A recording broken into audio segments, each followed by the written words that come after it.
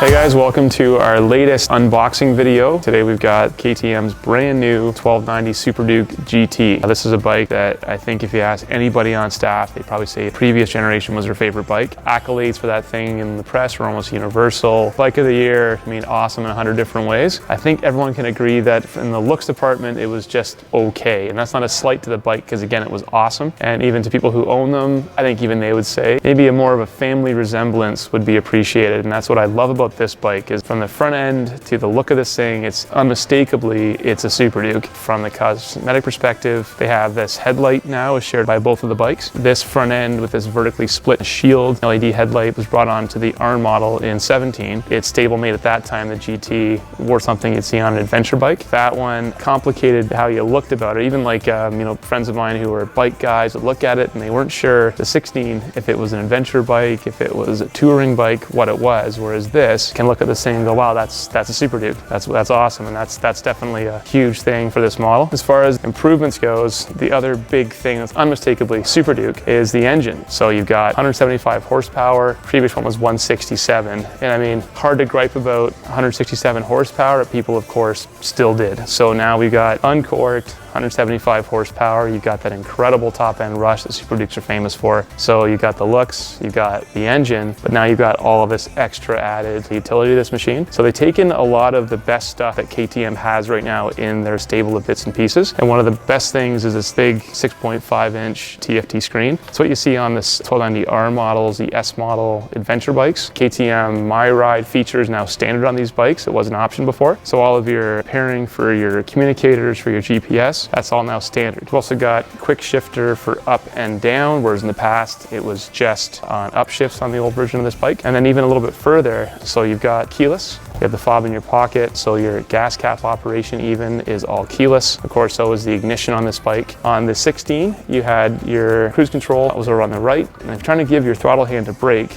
having to leave your hand up to modulate your speed always seemed a little bit, that doesn't make any sense to me. It's now gone over to the left. So you've got this awesome toggle style control to use on the left-hand side, and right below that is the menu for all of your features. Heated grips are standard on this bike. Heated seat is an option for the heated seat for the driver and for the passenger, which is really cool on this machine.